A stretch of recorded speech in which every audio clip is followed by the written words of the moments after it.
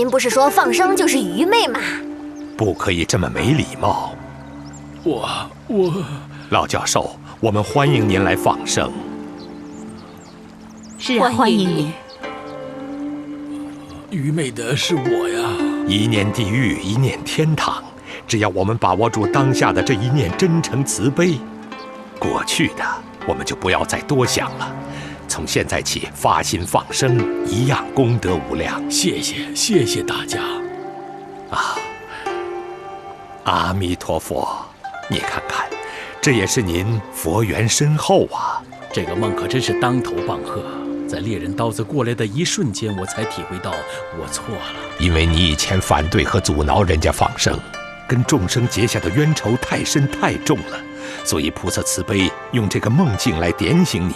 你梦中的那个樵夫就是你的慈悲心，那个猎户就是众生的怨念，恶念的力量压过慈悲心，你施加给众生的冤屈痛苦，自然就绕回来加到你的头上。我也不知道我以前到底怎么了，那么肆无忌惮地反对放生，现在想起来真是一身冷汗呐。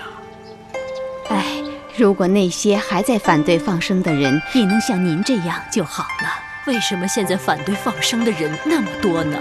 因为放生是最简单易行的消业障方法。我们累劫多生以来，多少冤家债主，哪里肯让我们这么轻易的就消除业障，成就道业？自然是千方百计运用各种方式混淆视听，阻挠我们放生啊！我以前成天在电视里宣扬错误的观念，加害众生，真是罪过呀！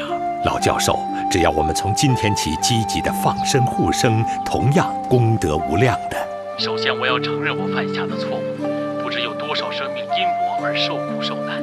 今天我要声明，放生就是智慧，放生就是拯救我们自己的良知。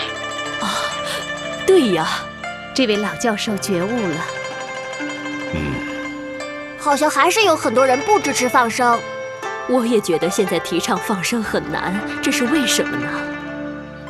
现在是末法时代，众生业障深重，福分越来越薄，大多数人被自己的欲望牵着鼻子走，把杀生害命当成是享受，把修善积福看成是愚蠢，失去了分辨是非善恶的能力。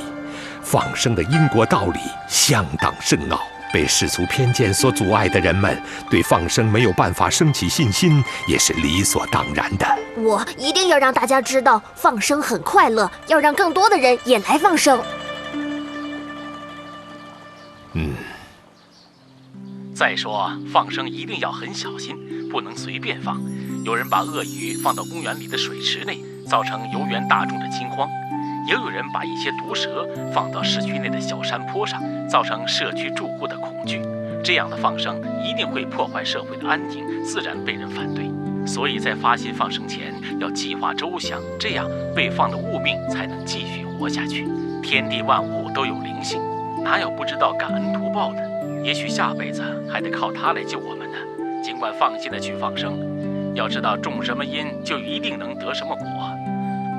放生就是救众生的命，要吃肉杀生就是害人家的命。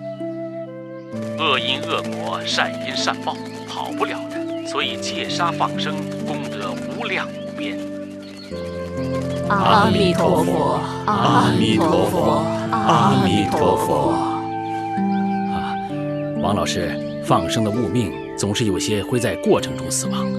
对于这些死亡的物命，我们抱什么态度呢？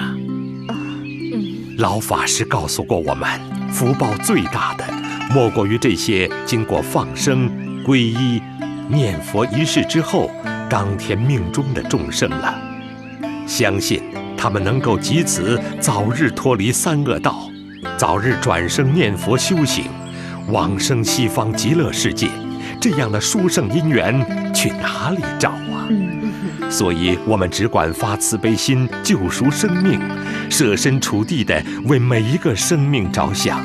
就算物命万一不幸死亡，也给予了这些众生无限的祝福，也算功德圆满。